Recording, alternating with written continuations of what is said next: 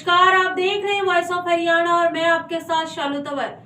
जींद वक्फ board की जमीनों पर हुए अवैध कब्जे को मोदी सरकार ने हटाया और साथ ही जमीनों पर शिक्षण संस्थान बनाने का किया है प्रयास। आइए देखते हैं वॉइस ऑफ हरियाणा की एक खास रिपोर्ट। वक्फ बोर्ड की सबसे ज़्यादा प्रॉपर्टी हमारी जो है वो हरियाणा और पंजाब के अंदर है जी।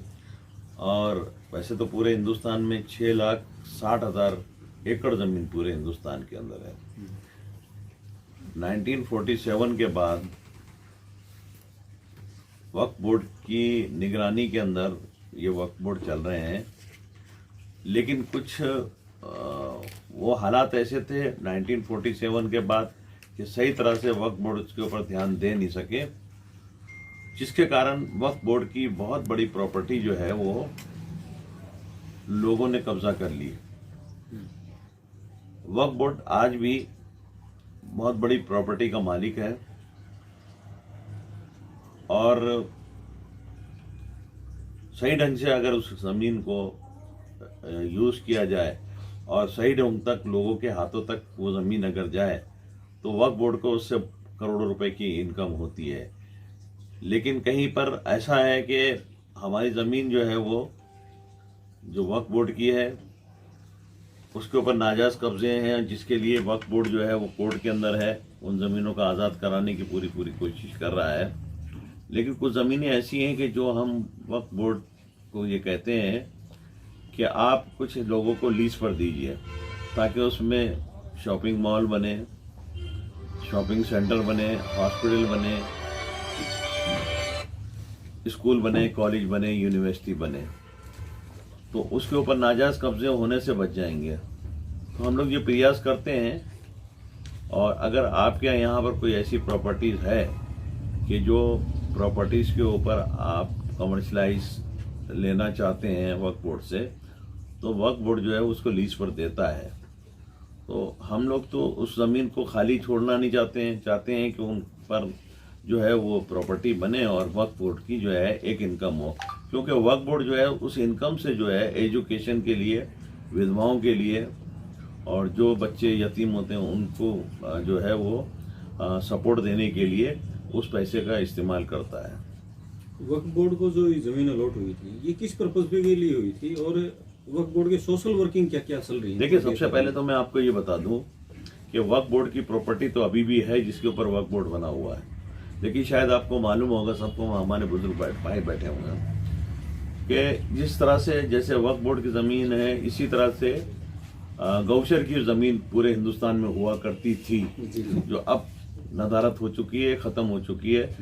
गौचर की ज़मीनों पर जिस तरह से किसी अंग्रेज़ की दौर में भी हिम्मत नहीं होती थी कि गौचर की ज़मीनों के ऊपर कब्जा कर सकें। आपको मालूम होगा कि हर गांव के अंदर एक गौचर के लिए जो एक तालाब हुआ करता था, एक बहुत बड़ा प्याऊ हुआ करता था। शायद उसमें से कुछ लोग ऐसे हों जिन्होंने शायद अपने बचपन में देखा हो, लेकिन आज वो नहीं है, नदारत हो चुका है। तो जिस तरह से आज ये प्रॉपर्टी हिंदुओं की थी जो कि गौचर की थी, उसके ऊपर लोगों ने नाजायज़ कब्जे करके ख़त्म कर दिया। ये प्रॉपर्टी जो मुसलमानों की है वक्फ बोर्ड की जो है वो भी इसी तरह से आहिस्ता आहिस्ता जो है उस पर अगर वक्फ बोर्ड ध्यान नहीं देगा तो आहिस्ता आहिस्ता उसका भी वही हाल होगा जो गौचर की ज़मीन का हुआ है। ये एक 2014 बना था और जो कांग्रेस के दौर में बना था, लेकिन उसके अंदर कुछ अमेंडमेंट हमें करने पड़े। बहुत सारी ज़मीनें जो है जो वक्फ बोर्ड की आपने अभी जो सवाल करा है, तो कांग्रेस दौर के अंदर ही उन ज़मीनों पर कब्जे हुए हैं। हमारी सरकार आने के बाद में सबसे ज़्यादा हमने उनको आज़ाद कराया वक्फ बोर्ड की ज़मीनों को। हमारे दौर के अंदर जो है ना उसके ऊपर जो है वो डेवलपमेंट का काम हुआ है जो वक्फ बोर्ड की ज़मीनों में। न्यू एक्ट जो 2014 जो बना है इसीलिए बनाया था उसका, हाँ, इसके लिए बनाया था, लेकिन उसके अंदर कुछ अमेंडमेंट बाकी था जो हमारी सरकार ने आके अमेंडमेंट किया है उसके अंदर, और बहुत सख्ती के साथ में पूरे हिंदुस्तान में हमने सैकड़ों प्रॉपर्टीज जो है ना खाली कराई है जिसके ऊपर नाजायज कब्जे थे। हम लीज पर देते हैं, उसको बेच नहीं सकते हैं, बेचने का तो हमको अधिकार ही नहीं है। जिस तरह से गौचर की ज़मीनों को बेचने का किसी को अधिकार नहीं था, वो भी भगवान की ज़मीन थी, ये ज़मीन अल्लाह की है, तो भगवान की ज़मीन भी लोग बेच के खा गए, अल्लाह की ज़मीन भी बेच के खा रहे हैं, लोग नाजायज कब्जा कर रहे हैं। वक्फ बोर्ड 24 घंटे उसकी निगरानी नहीं कर सकता, सरकार जो है उसकी निगरानी करती है। और सरकार जो है जहां पर हर स्टेट के अंदर उसकी निगरानी करती थी, गौचर की जमीनों की भी, वो भी चली गई। जबकि हिंदू राष्ट्र था, हिंदू राष्ट्र के अंदर अभी जैसे मतलब ज्यादातर सरकार जो है, ऐसा नहीं कि वो दौर था, मुगलों का दौर था, तो मुगलों के दौर में गौचर के लिए जमीनें दी गई थी।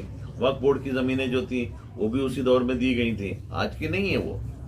लेकिन उस जमीनों पर किसी ने कब्जा करने का सोचा नहीं था, वक्फ बोर्ड की जमीनों पर, गौचर की जमीनों पर। लेकिन उस जमीनों को ये लोगों ने समझा था कि ये फ्री का माल है, इसके ऊपर जो चाहो कब्जा कर दो। लेकिन सरकार ने उस पर ध्यान नहीं दिया था। अब सरकार ध्यान दे रही है और बहुत सख्त है इस मामले में।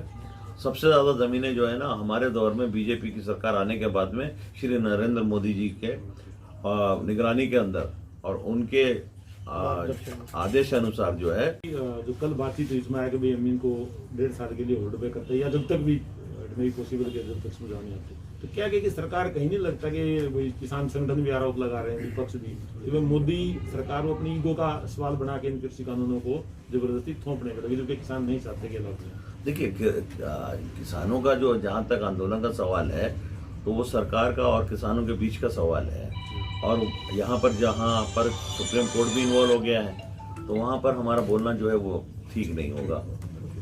ऐसी खास खबरों को देखने के लिए Facebook page voice of Haryana को लाइक करें और हमारे यूट्यूब चैनल को सब्सक्राइब कर बेल आइकन दबाना ना भूलें।